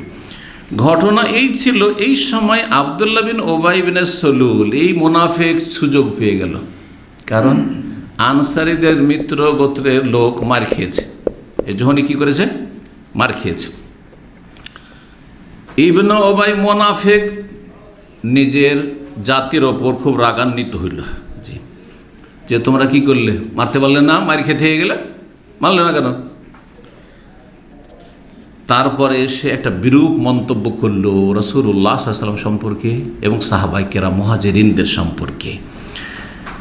যখন এই বিরূপ মন্তব্যটা করে, খারাপ মন্তব্য করে, সেই সময় যায়েদ ইবনে আরকাম বলে একজন যুবক সাহাবী, তাদেরই বংশের, কিন্তু খাঁটি মুমিন বান্দা। দেখেন ঈমান কেমন জিনিস। একটা যুবক ছেলে, 15 বছর, 14 বছরের, 16 বছরের ছেলে, সেই ব্যক্তি কিন্তু এই কথা শুনে নিচ্ছে, যেই কথাটি, যে খারাপ মন্তব্যটি রাসূলুল্লাহ সাল্লাল্লাহু আলাইহি ওয়াসাল্লাম আর সাহাবায়ে কেরাম মুহাজিরিনদের সম্পর্কে করেছিল ইবনে উবাই মুনাফিক। তো ওই সময় কি বলল ইবনে উবাই মুনাফিক, তার খারাপ মন্তব্য শুনেন, এইরকম করলো, এইভাবে আমাদের লোককে মারলো। আওয়াকাদ ফালুহা কাদ না ফারুনা ওয়া কাসারুনা ফি বিলাদিনা। আরে ধীরে ধীরে এদের সংখ্যা বেড়ে গেল, আমরাই তাদেরকে খেতে দিলাম, আমরাই তাদেরকে আশ্রয় দিলাম, আর তারা ধীরে ধীরে সংখ্যা বেড়ে যেত। আমরা কি মারবে? আমাদের ঘর বাড়ি জমি জায়গায় থাকবে আর আমাদেরকে মারবে? জি, ওয়াল্লাহি, আল্লাহর কসম করছে। দেখেন মুনাফিক ফিতনা ফাসাদ সৃষ্টি করছে, মুনাফিক আল্লাহর কসম খেয়ে। মা নাহনু ওয়াহুম ইল্লা কামা কালাল আউয়াল। আমাদের আর ওদের উদাহরণটা তো ঠিক ওই রকমই, যেমন প্রাচীন যুগের একটা প্রবাদ রয়েছে, সে নিজে বলছে যে একটা প্রবাদ আছে, সেই প্রবাদটা তাহলে তার আগের যুগ 1400 বছরের আগে থেকে চলে আসছে। কি প্রবাদ? আরবিতে সাম্মেন কালবাকা ইয়াকুলুক, নিজের সিংহকে নিজে খাইয়ে খাইয়ে মোটা করো, আর এক সময় তোমাকে সেই সিংহ ফেড়ে খাবে। কথা বোঝা গেছে? অর্থ করলাম, জি, যাকে খাওয়িয়ে মানুষ করলাম সেই আমার শেকড় কাটলো, জি, যে ভাষাতে বলেন না কেন। তো এদেরকে খাওয়িয়ে খয়ে সাম্মেন কালবাকা, কাল মানে কুকুর হয়, আর কাল হিংস্র পশুকে বলা হয়, সিংহকে বা নেকড়ে বাঘকেও বলা হয় তাও। তো জঙ্গলি, হ্যাঁ, কাল্ব হচ্ছে সিংহ, আর ঘরের কাল্ব হচ্ছে কুকুর। কুকুরকে খাওয়িয়ে মোটা করো আর শেষে কুকুর কামড় দিবে, উল্টো যে খাওয়িয়ে মোটা করলো, বড় করলো, তাকে কামড় দিবে। তো এইরকম তো মুহাজিররা, ওদেরকে খাওয়িয়ে মোটা সোটা করলাম, শক্তিশালী করলাম, মদিনায় আশ্রয় দিলাম, আর আজকে আমাদেরকে কামড় দিচ্ছে। দেখছেন না কত খারাপ কথা বললো রাসূলুল্লাহ সাল্লাল্লাহু আলাইহি ওয়াসাল্লাম সম্পর্কে এবং সাহাবায়ে কেরামদের সম্পর্কে। তারপরে আরও কিছু বললো, ওয়াল্লাহি, আল্লাহর কসম করেছে, লা রাজানা ইলাল মদিনাতি লা ইখরিজান্নাল আ'আজ্জু মিনহাল আযাল। যেই কথাটি বলেছিল তার কথাটি আল্লাহ কোরআনে কারিমে সূরা মুনাফিকুন নকল করে দিয়েছেন। একটি আয়াতে আছে এই কথাগুলি, যারা হাফেজ কোরআন জানেন, সূরা মুনাফিকুন দেখবেন কি বলেছিল। আচ্ছা ঠিক আছে, এখানে সফরে তো যা করলে, আর মুহাম্মদ সাল্লাল্লাহু আলাইহি ওয়াসাল্লাম ঝগড়াটা তো থামিয়ে দিল, আমরা তো প্রতিশোধ নিতে পারলাম না, চলি মদিনায় যাচ্ছি, দেখছি লা ইখরিজান্নাল আ'আজ্জু মিনহাল আযাল। মদিনা ফিরে যাওয়ার পরে মদিনায় যে সম্মানিত লাঞ্ছিতকে মদিনা থেকে তাড়িয়ে দেবে, বের করে দেবে। সম্মানিত মানে ইবনে উবাই মুনাফিক বলছে আমরা সম্মানিত, আমরা আশ্রয় দিয়েছি, আর এই মুহাম্মদ সাল্লাল্লাহু আলাইহি ওয়াসাল্লাম নাউযুবিল্লাহ তার সাথী সঙ্গীরা হচ্ছে আজাল মানে লাঞ্ছিত, হ্যাঁ, ছোট, এরাকে বের করে দেব। মদিনা যায়, তারপরে এদেরকে সবকে বের করব। তারপরে তার সাথী সঙ্গী যা সাঙ্গপাঙ্গ আছে মুনাফিক, তাদেরকে বলল, হাযা মা ফাআলতুম বিআনফুসিকুম, এইটাই করলে তোমরা, আর এই জন্য মুহাম্মদকে তোমরা আশ্রয় দিলে। আহলালতুমুহুম বিলাদাকুম, তোমাদের শহরে তাদেরকে জায়গা দিলে, বসালে। ওয়া কাসামতুমুহুম আমওয়ালাকুম, তোমাদের ধন সম্পদ, বাগ বাগান, বাড়ি ঘর তাদেরকে ভাগ বন্টন করে দিয়ে দিলে, ভাগাভাগি করে। আমা ওয়াল্লাহি, আল্লাহর কসম করে বলছি, লাউ আমসাকতুম আনহুম মা বিআইদিকুম লা তাহাওয়ালু ইলা গায়রি দারিকুম, তোমরা যদি আগে একটু হুঁশ করতে আর এদেরকে যদি এইসব না দিতে, আশ্রয় না দিতে, তাহলে এখানে এরা জায়গা পেত না, অন্য কোথাও দেখতো। কেন জায়গা দিল এদেরকে? যায়েদ ইবনে আরকাম রাদিয়াল্লাহু তাআলা আনহু এটা জানার পরে বলছেন, আমি নবীকে জানাবো। হ্যাঁ, নবী সাল্লাল্লাহু আলাইহি ওয়াসাল্লাম সম্পর্কে এরকম কথা বলছে, আমি নবী সাল্লাল্লাহু আলাইহি ওয়াসাল্লামকে জানিয়ে দেবো। দেখেন, ছোট ছেলে যারা কচি কাঁচা, তারা কিন্তু প্রকৃতির উপর থাকে, হ্যাঁ, কোনো কথা লুকিয়ে রাখতে জানে না, ও রাজনীতি করতে জানে না যে কোনটা লুকাইতে হবে, হক কথা বলে দেবে, আছে না? যতক্ষণ পর্যন্ত তার প্রকৃতিকে, নেচারকে বিকৃত না করবে, ততক্ষণ ও সত্য কথা বলে দেবে, সত্য কথা বলে দেবে। তো বলছে আমি নবীকে বলে দেবো, কিন্তু ছোট ছেলে নবী সাল্লাল্লাহু আলাইহি ওয়াসাল্লাম কাছে গিয়ে বলবো কি করে? তো চাচা কি বল, তার চাচা প্রবীণ মানুষ, চাচা এই ইবনে উবাই মুনাফিক রাসূলুল্লাহ সাল্লাল্লাহু আলাইহি ওয়াসাল্লাম সম্পর্কে আর মুহাজির মুসলিমদের সম্পর্কে এরকম খারাপ মন্তব্য করছে, যে কুকুরদেরকে খাওয়াইয়া মোটা করো আর তারপরে একদিন খেয়ে ফেলবে, আর তারপরে মদিনা গিয়ে এদেরকে সবকে তাড়াবো, এই ধরনের কথাবার্তা বলছে। এরা লাঞ্ছিত, আমরা হচ্ছে সম্মানিত। জি, সেখানেই ছিলেন ওমর রাদিয়াল্লাহু তাআলা আনহু। ওমর রাদিয়াল্লাহু তাআলা আনহু বললেন, রাসূলুল্লাহ সাল্লাল্লাহু আলাইহি ওয়াসাল্লাম, মুর আব্বাদ ইবনে বিশরিন ফালিয়াকতুলহু, হে আল্লাহ রাসূল, আব্বাদ ইবনে বিশর ওর বংশের, ওই খাজরাজ বংশের, ইবনে উবাই মুনাফিকের বংশের, তাকে বলেন ওকে হত্যা করে দিক। রেখেছেন কি করতে? ফিতনা ফাসাদ সৃষ্টি করতে, মেরে দিন। কারণ ওমর রাদিয়াল্লাহু কাজই ছিল কি, অনুমতি দেন, আমি মারছি, না হলে কাউকে বলেন মারুক, একে রাখবেন কেন? নবী সাল্লাল্লাহু আলাইহি ওয়াসাল্লাম বলে, ফাকাইফা ইয়া উমর, কী করে মারবো? এই তো বাহ্যিক কালিমা পড়েছে, আর একে যদি মারি লোকেরা তো বলার সুযোগ পেয়ে যাবে যে মুহাম্মদ দেখো দেখো, এতদিন তো কাফেরদেরকে মারছিল, দেখো নিজের সাথীদেরকে ধরে ধরে মারছে, সাথীদেরকে ধরে ধরে মারছে। জি, জঙ্গিরা এই সুযোগ করে দিচ্ছে না, যে হ্যাঁ, জঙ্গিদের মধ্যে এই মুনাফিকি চরিত্র আছে না নেই? জঙ্গিরা কিন্তু মুসলিমদেরকে মারে, হ্যাঁ, মুসলিম দেশের বিরুদ্ধে বেশি ফতোয়াবাজি, আর এরা সোচ্চার, কাফেরদের সম্পর্কে এদের মাথার ব্যথা নেই। সবচেয়ে বড় ফতোয়াবাজি তাদের, সবচেয়ে বড় তাগুত তাদের কাছে কে? এক নম্বর ফতোয়া সৌদির বিরুদ্ধে। সৌদি আরবেও রাজতন্ত্র আছে, কাতারেও রাজতন্ত্র আছে, আছে না নেই? হ্যাঁ, কোনোদিন শুনেছি কাতারের বিরুদ্ধে বলেছে? রাত দিন কাতারের পক্ষে, তাই না? চিন্তা করেন তাহলে, আরব দেশে, অন্য দেশেও আছে, কোনোদিন শুনেছেন যে ওই সব দেশের বিরুদ্ধে বলছে? বলবে না। তাগুত তাদের কাছে বড় তাগুত নাকি সৌদি আরব। আউযু বিল্লাহি মিন যালিক। এই যে জামাতি, ইখওয়ানি, আর এই যে যতগুলি খারেজি, ছোট খারেজি, বড় খারেজি, মেজো খারেজি, সেজো খারেজি, যতগুলি খারেজি আছে চরমপন্থী, সবগুলি এই ধরনের মুসলিমদের বিরুদ্ধে সোচ্চার। যত ফতোয়াবাজি, যত বাড়াবাড়ি এদের মুসলিমদের বিরুদ্ধে। তো যদি এইরকম মুনাফিককে হত্যা করা হয় তো তাহাদ্দাসান নাস আন্না মুহাম্মাদান ইয়াকতুল আসাব, লোকেরা বলতে সুযোগ পেয়ে যায় যে মোহাম্মদ তার সাথী সঙ্গীদেরকে খুন করছেন। না না না, তবে এক কাজ করো, এখানে থাকা যাবে না, কারণ সফরে থাকলেই আবার কোনো ফিতনা ফাসাদের সুযোগ নেবে, তাড়াতাড়ি করে চলো, যাতে করে মানুষ একে অপরকে বলার সুযোগ না পায়, নিজের নিজের উটের পিঠে চলতে থাকবে, কেউ কারোর সাথে গল্প করার সুযোগই পাবে না। রাসূলুল্লাহ তাড়াতাড়ি বলবেন এক্ষুনি চলো, অথচ ওই সময় প্রস্থানের সময় নয়, সাধারণত দুপুরবেলা প্রচণ্ড গরমের সময়, সাধারণত ওই সময় বিশ্রাম করা হয় না, বলে এক্ষুনি চলো, এক্ষুনি চলতে লাগে। রাসূলুল্লাহ সাল্লাল্লাহু আলাইহি ওয়াসাল্লামের সাথে সাক্ষাৎ হল উসাইদ বিন হুযাইর সাহাবীর, সাক্ষাৎ করা বলে ইয়া রাসূলুল্লাহ, আপনি তো এমন সময় সফর শুরু করলেন, সাধারণত এমনটা তো করেন না, তো এই সময় কেন সফর শুরু করলেন? হয় সকাল সকাল শুরু করে দেন, আর না হলে বিকেলবেলা সফর শুরু করেন, তো এই সময় তো করেন না। বলছেন আওয়ামা বালাগাকা মা কালা সাহেবকে, তোমাদের সঙ্গী তোমাদের বংশের ওই যে নেতা ইবনে উবাই কি বলেছে তুমি শোনোনি? তো বলছে কি বলেছে আমি তো জানি না। বলছে তার ধারণা যে মদিনা যাবে, যাওয়ার পরে সে সম্মানিত আর আমরা লাঞ্ছিত, আমাদেরকে মদিনা থেকে আর আমার সাথীর সঙ্গে মুহাজির সবকে বের করবেও, জি তার বংশধরকে নিয়ে। খালা ফাহামতা ইয়া রাসূলুল্লাহ, আপনাকে উদ্দেশ্য করে বলছে যে আপনি লাঞ্ছিত আর সে সম্মানিত? জি ইয়া রাসূলুল্লাহ, আপনি যদি চান তো বলেন, তাকে মদিনা থেকে বের করে দিচ্ছি, আমরা তাকে মদিনা থেকে বের করে দিচ্ছি। ওয়াল্লাহি, আল্লাহর কসম করে বলছে, ওসাইদ বিন হুযাইর বলছেন হুয়া জালিল, সে হচ্ছে লাঞ্ছিত, আপনি সম্মানিত, ওয়ান্তাল আজিজ, আপনি সম্মানিত। তারপরে বলে ইয়া রাসূলুল্লাহ, দেখেন ওর সাথে একটু নম্র আচরণ করেন, কারণ ওর যে এত আক্রোশ আর এত যে মনোকষ্ট আর এত যে শত্রুতা বিদ্বেষ, ওর একটা কি আছে, প্রেক্ষাপট আছে, ইতিহাস আছে। সে নেতা হইতে যাচ্ছিল, তার স্বপ্ন চুরমার হয়ে গেছে, যার ফলে এইসব শত্রুতা বিদ্বেষ। যখন আপনি আসেন তার আগেখানে তাকে নেতৃত্বের মুকুট পরানোর জন্য প্রস্তুত সবাই ছিল, কিন্তু যখন আপনি চলে আসলেন তার ধারণা যে আপনার কারণে তার এই রাজত্ব হারাইল, সে রাজত্ব হারালো।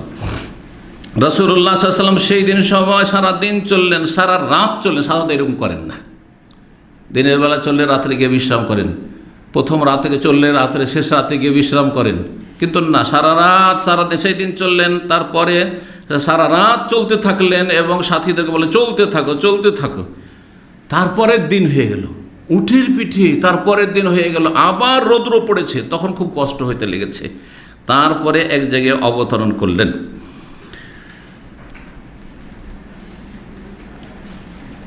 ইবনে উবাই মুনাফিক এর মাঝখানে জানতে পেরে গেছে যে আমি যা বলেছি, আমার কথাগুলি মুহাম্মদ সাল্লাল্লাহু আলাইহি ওয়াসাল্লামকে পৌঁছে দেওয়া হয়েছে। এই যায়েদ বিন আরকাম এই ছেলেটা পৌঁছে দিয়েছে, খবর পৌঁছে গেছে। ওই ছিল, ও ছাড়া আর কেউ ছিলেন, তো ওই শুনেছে, বাকিগুলো সব মুনাফিক ছিল। কিন্তু এই ছেলে ভাবেছে যে এই ছেলে কি জানলে অসুবিধা নেই, এ তো আর বলতে যাবে না। ও ভাবতে পারে না যে পৌঁছে দিবে, যে ওর চাচাকে বলবে আর চাচাকে নিয়ে খবরটা পৌঁছে দেবে। তারপরে ও জানতে পারলো যে খবর পৌঁছে গেছে, এখন তো ভয়ে ভীত, কি হবে আমার, কি যে করে। মুহাম্মদ সাল্লাল্লাহু আলাইহি ওয়াসাল্লাম তখন দৌড় দিয়ে ছুটে এসে রাসূলুল্লাহ সাল্লাল্লাহু আলাইহি ওয়াসাল্লাম কাছে এসে বলছে, আল্লাহর কসম আমি এসব কথা বলিনি, কিন্তু মা কুলতু মা কালা, যায়েদ বিন আরকাম যে বলছে মিথ্যা বলছে, ইয়া রাসূলুল্লাহ আমি এসব কথা বলিনি। ওয়ালা তাকাল্লামতু, আমি মুখে এরকম কথা নিয়ে আসিনি, এসব কথা বলিনি আমি। তারপরে আনসারীরা যারা তার বংশের ছিল, আনসারী, তারা বলছে ইয়া রাসূলুল্লাহ, যখন এত কসম করে বলছে, হতেও পারে ছোট ছেলে, 14-15 বছরের ছেলে, তো ভুলও তো শুনতে পারে, হ্যাঁ ওর ভুল হইতে পারে, হয়তো ঠিকভাবে সে কথাটা বুঝতে পারেনি কি বলেছে না বলেছে। যাই হোক, এই মর্মেই তখন কোরআনে কারীমের সূরা মুনাফিকুন নাযর, ইজা জাআকাল মুনাফিকুনা ক্বালু নাশহাদু ইন্নাকা লারাসূলুল্লাহ ওয়াল্লাহু ইয়াশহাদু ইন্নাকা লারাসূল ওয়াল্লাহু ইয়ালামু ইন্নাকা লারাসূল ওয়াল্লাহু ইয়াশহাদু ইন্নাল মুনাফিকিনা লাকাযিবুন। আর তারপরে সেই আয়াতগুলি আছে যেসব আয়াতে বলা হয়েছে, সে এইরকম বলেছিল, লা তুনফিকু আলা মান ইনদা রাসূলিল্লাহ, মুহাম্মদ সাল্লাল্লাহু আলাইহি ওয়াসাল্লামের আশেপাশে যেসব আসাফে সুফা আছে, এই গরিবগুলো আছে, খেতে পায় না, পথের ফকির, আর মক্কা থেকে এসছে, এদের একটা পয়সা দিও না, এদের উপর খরচ করিও না। তো যাই হোক, এসব তার খারাপ মন্তব্য ছিল, সবগুলি আল্লাহ রাব্বুল আলামিন এখানে বয়ান করে দিয়েছেন সূরা মুনাফিকুনে। রাসূলুল্লাহ সাল্লাল্লাহু আলাইহি ওয়াসাল্লাম মের ওপরে যখন এই আয়াত নাজিল, আচ্ছা যায়েদ বিন আরকাম যখন শুনতে পেলেন যে আমাদের মদিনার সমাজের লোকেরা বলছে যায়েদ বিন আরকাম মিথ্যা কথা বলেছে, রাসূলুল্লাহ সাল্লাল্লাহু আলাইহি ওয়াসাল্লাম ঝামেলা লাগিয়ে দিয়েছে, তো মিথ্যুক সাব্যস্ত হয়ে গেছে বেচারা ছেলে। তখন লজ্জায় বাড়িতে গিয়ে লুকিয়ে গেছে, লজ্জায় বাড়িতে গিয়ে লুকিয়ে গেছে, বাড়ি থেকে আমি বেরোয় না। বলছে আমি এত চিন্তায় চিন্তিত হয়েছি, বলছেন যে কালা জায়েদ, জায়েদ বলছেন ফাসাবানি হাম্মুন লাম ইউসিবনি মিসলুহু কাত্তু, আমি এত দুশ্চিন্তায় আর এত মনোকষ্টে নিমজ্জিত যে আমার জীবনে এইরকম কোনোদিন দুশ্চিন্তা হয়নি আর এত কষ্ট হয়নি। যে কি হইল, আমি একটা সত্য কথা বললাম আর আমাকে মিথ্যুক সাব্যস্ত করে দিল, আর নবী সাল্লাল্লাহু আলাইহি ওয়াসাল্লাম বিশ্বাস করেই নিলেন। সবাই বলছে যে যায়েদ বিন আরকাম মিথ্যা বলেছে, দিয়ে ঝামেলা বাঁধিয়েছে। ফাজালাস্তু ফি বাইতি, বাড়িতে লুকিয়ে গেল, আর বাড়ি থেকে বের হই না আমি। রাসূলুল্লাহ সাল্লাল্লাহু আলাইহি সাল্লামের উপর যখন আয়াতগুলি নাজেল হইল আর ঘটনা যখন আল্লাহ স্বয়ং বয়ান করে দিলেন সূরা মুনাফিকুনে, যাও যাও যায়েদ বিন আরকামকে খুঁজে পাচ্ছি না কেন, ওকে দেখতে পাচ্ছি না, নিয়ে আসো। জি, ডেকে পাঠালেন। বলছেন ফাকারা হালেস, আয়াতগুলি পড়ে পড়ে রাসূল শুনিয়ে দিলেন। যেই কথাগুলি যায়েদ বিন আরকাম বলে সবগুলি কথা সূরায় এই মুনাফিকুনে আছে। ওই যে লা তুনফিকু আলা মান ইনদা রাসূলিল্লাহ লা ইরজানা ইলাল মদিনাতি লা ইখরিজানাল আযযু মিনহাল আযাল, মদিনা ফিরে যাওয়ার পরে যে সম্মানিত এই লাঞ্ছিতকে বের করবে, থাকতে দেবে না, মুহাম্মদ সাল্লাল্লাহু আলাইহি ওয়াসাল্লামকে এখানে থাকতে দেবে না, বের করবে। তারপরে রাসূল বললেন যে ইন্নাল্লাহ কাদ সাদ্দাকাকা, যায়েদ বিন আরকাম তোমার আল্লাহ সত্যায়ন করেছেন, তোমাকে সত্যবাদী বলে আল্লাহ ঘোষণা করেছেন। এইদিকে এই মুনাফিকের ছেলে যে বলেছিলাম শুরুতে, এটা দিয়ে শেষ, তার নাম কি ছিল? আব্দুল্লাহ। ও মদিনাতে আছে, জানতে পেরেছে আমার বাপ এই রকমের ফিতনা ফাসাদ সৃষ্টি করেছে ওইখানে, আর এইরকম খারাপ মন্তব্য করেছে রাসূলুল্লাহ সাহাবায়ে কেরামদের সম্পর্কে, আর মদিনা আসলে এদেরকে সবকে বের করো, এরকম খারাপ কথা বলেছে। নবী সাল্লাল্লাহু আলাইহি ওয়াসাল্লাম নাকি জলিল আজাল মানে লাঞ্ছিত, আর সে হচ্ছে আজ মহাসম্মানিত। এইসব খারাপ কথা শোনার পরে বাপ সম্পর্কে তিনি মদিনার যেই দরজা রয়েছে, যেদিক থেকে এসে ঢুকবেন সেখানে এসে দাঁড়িয়ে আছেন প্রস্তুত হয়ে। বলছেন যে ওয়াকাফা লাহু আলা বাবিল মদিনা, মদিনার দরজায়, যেখান থেকে মদিনায় সাধারণত রাস্তা ঢুকে, সেখানে তরবারি, খোলা তরবারি নিয়ে প্রস্তুত হয়ে আছে। ফালাম্মা জা ইবনে আবি উবাই, তার বাবা আব্দুল্লাহ ইবনে উবাই মুনাফিক যখন এসেছে, তখন বাপকে ছেলে আব্দুল্লাহ বলছেন ওয়াল্লাহি, আল্লাহর কসম করে বলছে লা তাজুজু মিনহা হুনা, এক পা আগাইতে পারবেন না আপনি, এক পা আগাইতে পারবেন, মদিনা ঢুকতে দেবো না আপনাকে। হাত্তা ইয়াযানা লাকা রাসূলুল্লাহ, যতক্ষণ পর্যন্ত রাসূলুল্লাহ পারমিশন না দেবেন। যদি নবী বলেন যে তোমার বাপকে ঢুকতে দাও তাহলে দেবো, আর না হলে খবরদার মদিনা ঢুকবেন না। আল্লাহু আকবার। ফাইন্নাহুল আজিজ, নবী হচ্ছেন সম্মানিত, ওয়ান্তা জালিল, আর তুমি আমার পিতা, তুমি হচ্ছে লাঞ্ছিত। নবী লাঞ্ছিত না, তুমি লাঞ্ছিত। নবী সাল্লাল্লাহু আলাইহি ওয়াসাল্লাম জানতে পারলেন যে বেটা গিয়ে রাস্তা ঘিরে নিয়েছে, বাপকে ঢুকতে দেয় না। গেলেন রাসূলুল্লাহ সাল্লাল্লাহু আলাইহি ওয়াসাল্লাম, গিয়ে বললেন যে না, অনুমতি দাও, আসতে দাও, তোর বাপকে ঢুকতে দাও। দিলেন নবী সাল্লাল্লাহু আলাইহি ওয়াসাল্লামের কথা শুনে। তারপরে আব্দুল্লাহ মানে এই আব্দুল্লাহ মুনাফিকের, ইবনে উবাই মুনাফিকের ছেলে যে আব্দুল্লাহ সাহাবী সম্মানিত, তিনি শুনতে পেয়েছেন যে নবী সাল্লাল্লাহু আলাইহি ওয়াসাল্লাম নাকি আমার পিতাকে হত্যা করার নির্দেশ দিতে পারেন, এরকমের একটা খবর আছে। জানতে পারলেন, এসে বললেন ইয়া রাসূলুল্লাহ ইন আরাদতা কাতলাহু ফামুরনি বিযালিক, আপনি যদি আমার আব্বাকে হত্যা করতে চান, মৃত্যুদণ্ড দিতে চান, তো আর কাউকে বলিয়েন না, ওটা আমাকে বলিয়েন, এটা আমাকে বলেন। কারণ অন্য কেউ যদি খুন করে, হত্যা করে, সেটা দণ্ডবিধান হিসাবে, তবুও আমার মনে একটা কথা থাকবে যে অমুক আমার বাপকে কি করেছে, হত্যা করেছে, খুন করেছে। এইটা যাতে করে আমার অন্তরে না থাকে, হ্যাঁ, এইটা যেন না থাকে, আমি নিজের হাতে করব। আমাকে বলিয়েন মুরনি বিযালিকা ফাআনা ওয়াল্লাহি, আমি আল্লাহর কসম করে বলছি, আহমেলো এলাইকা রাসাহু, আমার বাপের মাথা দ্বিখণ্ড করে মাথা নিয়ে হাজির হব। আপনি শুধু হুকুম দেন যে তোমার বাপকে হত্যা করতে হবে, তখন আমি হত্যা করব। এ হচ্ছে সাহাবীদের ঈমান, এ হচ্ছে সাহাবীদের ঈমান। যেমন তোমার বিষয় নাই, একজন সাধারণ সাহাবী, তাহলে অন্য অন্য সাহাবী সম্পর্কে। সুতরাং এই শিয়া রাফিজি আর শিয়া রাফিজিদের যারা দোসর বন্ধু, যারা মুআবিয়া রাদিয়াল্লাহু আনহু সমালোচনা করে, আমর ইবনে আসের সমালোচনা করে, উসমান রাদিয়াল্লাহু তাআলা মানহানি করে সমালোচনা করে, নাউজুবিল্লাহ, তারা কত বদ চরিত্রের, বদ আকীদার, চিন্তা করুন। আল্লাহ রাব্বুল যেন বুঝার তৌফিক দান করেন। এখানে আজকের আলোচনা শেষ করছি। আগামী সপ্তাহে ইনশাআল্লাহ দ্বিতীয় যে অপ্রীতিকর ঘটনাটি, মা আয়েশা রাদিয়াল্লাহু তাআলার উপর তহমত বা মিথ্যা অপবাদ, সেই নিয়ে আলোচনা হবে। ওয়া সাল্লাল্লাহু সাল্লাম আলা নবিয়িনা মুহাম্মদ ওয়া আলা আলিহি ওয়া সাহবিহি আজমাইন।